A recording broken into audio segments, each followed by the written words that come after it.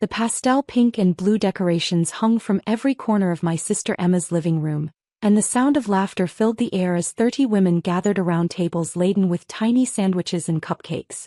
I sat quietly in the corner, wearing my usual modest jeans and simple sweater, watching Emma open gift after expensive gift for her first baby. "Oh my God, Sarah, look at this!" Emma squealed, holding up a $400 designer baby carrier. "From Aunt Patricia. Isn't it gorgeous?"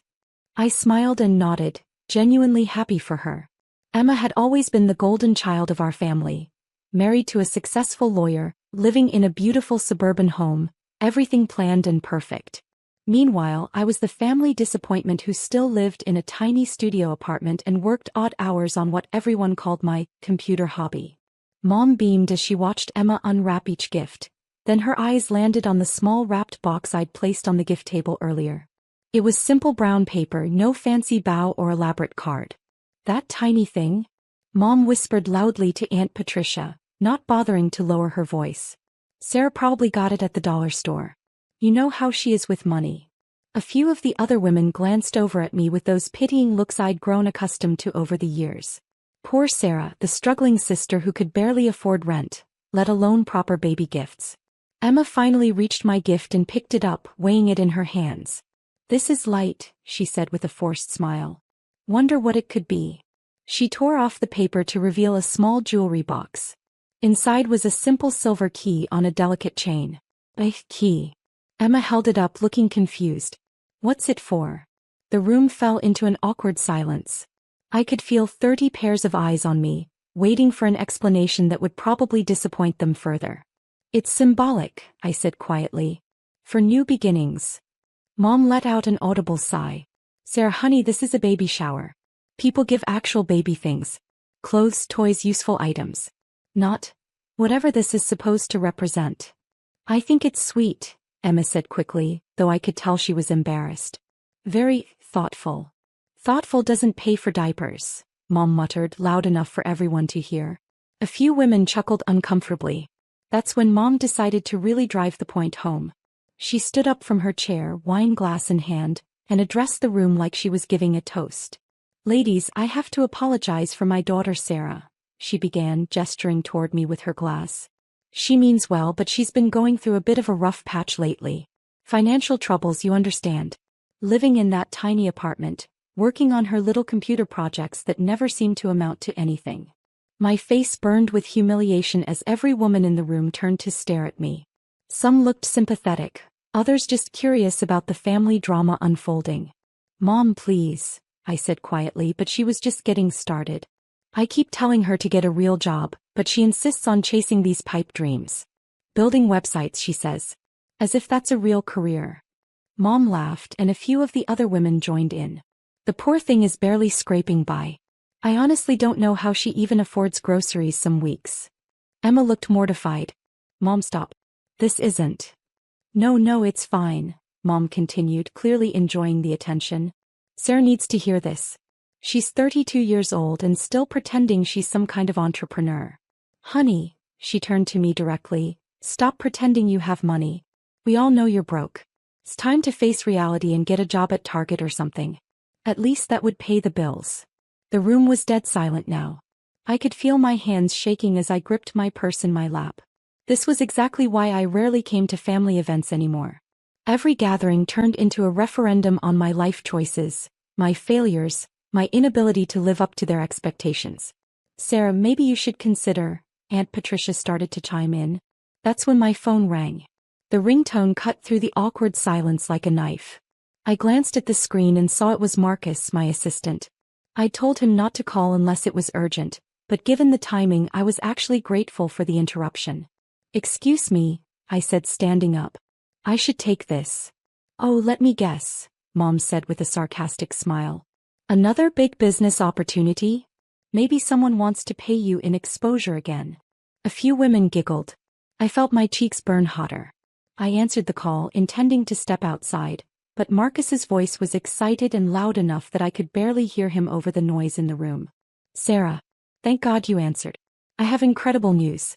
The merger is complete." I pressed the phone closer to my ear. "Marcus, I'm at a family event. Can this wait?" No, you don't understand.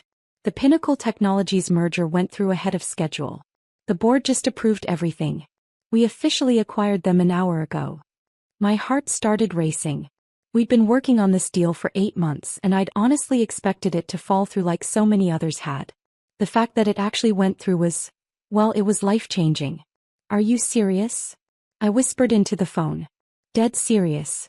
The $2.8 billion merger is complete. Phoenix Digital Solutions now officially owns Pinnacle Technologies and all their subsidiaries. Sir, you did it. You're now the CEO of a $4.2 billion company. The words hit me like a physical blow. $4.2 billion.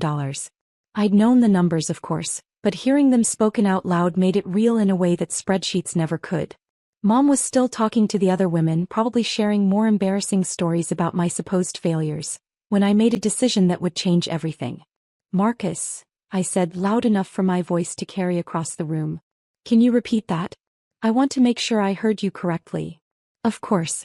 The Pinnacle Technologies merger is complete. Phoenix Digital Solutions, your company, just acquired them for $2.8 billion. With our existing assets, that brings the total company valuation to $4.2 billion. You're officially a billionaire, Sarah. Instead of hanging up, I did something that 3 years ago would have terrified me. I hit the speaker button. Marcus's voice suddenly filled the entire room, crystal clear and impossible to ignore. The legal team is finishing up the paperwork now, but it's official. Forbes is already calling about the interview for next week's cover story. Something about the quiet billionaire who built her empire in secret. And Sarah, the board wants to know if you're ready to announce the IPO plans for Phoenix Digital Solutions. With these numbers, we're looking at potentially the largest tech IPO in the last 5 years. The room had gone completely silent. Every conversation stopped. Every wine glass paused halfway to lips. Every eye was locked on me and my phone. That's wonderful news, Marcus, I managed to say, my voice somehow steadier than I felt. What about the Hartwell acquisition we discussed? Already in motion. With Pinnacle's assets, we have the liquidity to move forward immediately. That'll add another $800 million to the portfolio. Oh, and the New York Times wants to do a feature on your data center expansion. Apparently, owning 40% of the cloud storage infrastructure on the West Coast is newsworthy. Emma's gift, the expensive baby carrier, slipped from her hands and landed on the floor with a soft thud. Sarah, Marcus continued through the speaker, oblivious to the audience he now had, I know you wanted to keep things quiet, but with numbers like these, it's going to be impossible to stay under the radar much longer. Phoenix Digital Solutions is now the third largest privately held tech company in the country. The Wall Street Journal is already sniffing around. Mom's wine glass had frozen halfway to her mouth. Her face had gone completely pale. Also, Marcus added, the building acquisition in downtown went through. You now officially own the Morrison Tower. Your family's law firm, Patterson and Associates, right? They rent the entire 15th floor from you now. Small world. That was Emma's husband's firm. The same firm that had been struggling to make rent payments for the last 6 months, according to Emma's worried conversations with Mom. I caught Emma's eye across the room. She looked like she'd seen a ghost. Thank you, Marcus. We'll discuss the details tomorrow. Oh, and make sure the legal team knows about the charitable foundation. I want $500 million allocated for the education initiative we discussed. Already done. The Sarah Chin Education Foundation will be announced next week alongside the Forbes interview. Is there anything else you need today? I looked around the room at 30 women staring at me in complete shock. Mom was still frozen with her wine glass suspended in midair, her mouth hanging slightly open. No, I think that covers everything for now. Enjoy your weekend. You do, boss. And congratulations again. You've earned this. I hung up the phone and slipped it back into my purse. The silence in the room was deafening. You could have heard a pin drop. Emma was the first to speak, her voice barely above a whisper. Sarah, did he just say? $4.2 billion, I confirmed quietly. That's the current valuation, yes.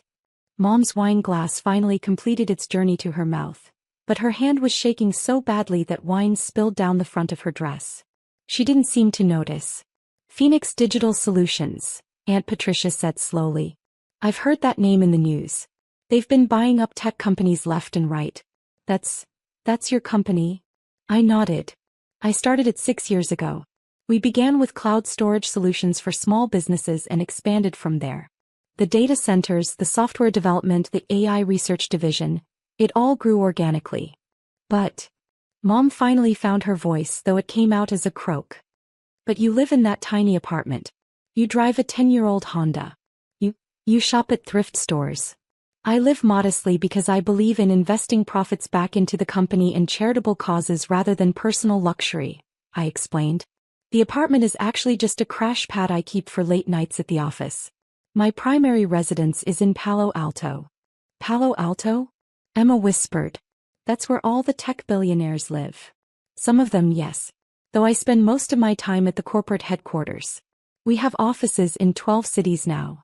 The woman sitting next to Mom, I think her name was Rebecca, leaned forward with wide eyes. When he said you own 40% of the cloud storage on the West Coast, what does that mean exactly? It means that most of the websites you visit, the apps on your phone, the streaming services you use, they're all running on infrastructure that Phoenix Digital Solutions owns and operates. We provide the backbone that keeps the digital world functioning. I could see the wheels turning in their heads as they tried to process this information. The woman they'd been pitying for being broke was apparently one of the wealthiest people in the country. Mom set her wine glass down with trembling hands. Sarah, I don't understand. If you have all this money, all this success, why didn't you tell us? Why let us think? Think what? That I was a failure. I kept my voice calm, but I could feel years of built-up frustration threatening to spill over. Mom, every time I tried to talk about my work, you dismissed it as playing with computers. When I mentioned starting a business, you told me to get serious and find a real job. When I tried to explain what I was building, you said I was living in a fantasy world. The room was still dead silent, but I could feel the energy shifting. These women who had been looking at me with pity were now looking at me with something else entirely. Oh, fear, respect. I stopped trying to explain because you'd already decided I was a disappointment, I continued. It was easier to let you believe what you wanted to believe than to constantly defend myself. Emma had picked up the key necklace from its box and was staring at it with new understanding. Sarah, what is this key really for? I smiled at her, the first genuine smile I'd felt all day. It's the key to the trust fund I set up for your baby. $2 million for education with additional funds available for any special needs or opportunities that arise. The key is symbolic. It opens the door to your child's future. Emma's eyes filled with tears. $2 million? Sarah, that's more than David makes in 5 years. Your baby is my niece or nephew. Family takes care of family. I could see Mom trying to process everything, her face cycling through emotions. Shock, confusion, guilt, and something that might have been pride. But why didn't you help us? She asked finally. If you have all this money, why didn't you help when your father was sick? Why didn't you help when we were struggling with the medical bills? This was the question I'd been dreading, but also the one I'd been preparing for. I did help, I said quietly. Who do you think paid for Dad's experimental treatment in Switzerland? The one that insurance wouldn't cover? That was $400,000, by the way. Mom's face went white. But the anonymous donor. That was me. And the mortgage payments when you were behind last year? Also me. The money that mysteriously appeared in your account when the furnace broke? Me again. The scholarship that covered Emma's law school debt? That foundation was funded entirely by Phoenix Digital Solutions. I pulled out my phone and showed them a banking app with transaction records going back 3 years. Payment after payment to various family members, medical bills, mortgage companies, schools. All carefully structured to look like they came from other sources. I've been taking care of this family for years, I said. I just did it quietly because I knew that if you found out it was me, you'd either reject the help out of pride or start expecting handouts instead of appreciating gifts. The silence stretched on for what felt like hours. Finally, one of the women I didn't recognize spoke up. So when you said this key was for new beginnings, I meant it literally. Emma's child will never have to worry about college tuition, medical bills, or any of the financial stresses that held our generation back. That key opens the door to unlimited possibilities. Emma was crying now, clutching the key to her chest. Sarah, I'm so sorry. We've been so horrible to you. You weren't horrible. You were just uninformed. Mom stood up suddenly, her chair scraping against the floor. For a moment I thought she might leave, but instead she walked over to where I was sitting. "Sarah," she said, her voice breaking slightly. "I owe you an apology. We all do. I've been treating you like a child who couldn't take care of herself, when all along you've been taking care of all of us." She sat down next to me, something she hadn't done at a family gathering in years. "I'm proud of you," she said quietly. "I should have said that years ago, but I'm saying it now. I'm proud of what you've built, and I'm proud of the woman you've become." The words I'd been waiting to hear my entire adult life, finally spoken in a room full of witnesses. "There's one more thing," I said, reaching into my purse and pulling out a set of documents I'd been carrying around for weeks, waiting for the right moment. "Mom, you know how you've been worried about retirement? About whether you'll be able to afford to stay in the house?" She nodded, fresh tears starting to form. "Phoenix Digital Solutions just purchased a portfolio of residential properties for executive housing. Your house was included in that purchase. Consider it an early retirement gift. No more mortgage, no more property taxes, no more worrying about maintenance costs. You own it free and clear." Mom broke down completely then, tears streaming down her face as she pulled me into a hug for the first time in years. "I don't deserve this," she whispered. "Yes, you do. You're my mother. Despite everything, despite the criticism and the doubt, you raised me. You taught me to work hard and persevere. Those lessons are the foundation of everything I've built." As I sat there in my sister's living room, surrounded by women who now looked at me with newfound respect, I realized something important. All those years of being dismissed and underestimated hadn't been wasted. They had taught me humility, drive, and the value of letting my work speak for itself. The baby shower continued, but the dynamic had completely shifted. Instead of pitying glances, I received genuine questions about my business, my plans, my vision for the future. Women who had been strangers an hour ago were now asking for my card, wanting to connect, to learn. Emma pulled me aside as the party was winding down. "Sarah, I need to ask you something," she said quietly. "Why today? Why did you choose to reveal everything at my baby shower?" I thought about it for a moment. Honestly, I didn't plan it. But when Marcus called with the news about the merger, and when Mom when she said what she said about me pretending to have money, I realized I was tired of pretending to be less than I am. Your baby is going to grow up in a world where anything is possible. I want them to know their aunt as someone who reached for those possibilities, not someone who hid from them. Emma hugged me tightly. "This baby is so lucky to have you as an aunt." As I drove home that evening, in my 10-year-old Honda, because I genuinely loved that car, I reflected on how much had changed in a single afternoon. The family dynamics that had been set in stone for years had been completely rewritten. The woman they'd seen as the failure was now the success story they'd brag about to their friends. But more importantly, I'd learned something about myself. I didn't need their validation to know my worth, but having it felt better than I'd expected. For the first time in years, I was actually looking forward to the next family gathering. My phone buzzed with a text from Emma. "Thank you for everything. The baby's middle name is going to be Sarah." I smiled as I pulled into my modest apartment complex. Tomorrow I'd go back to being the quiet billionaire who preferred anonymity to attention.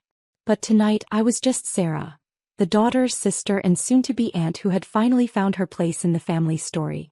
The key to new beginnings indeed.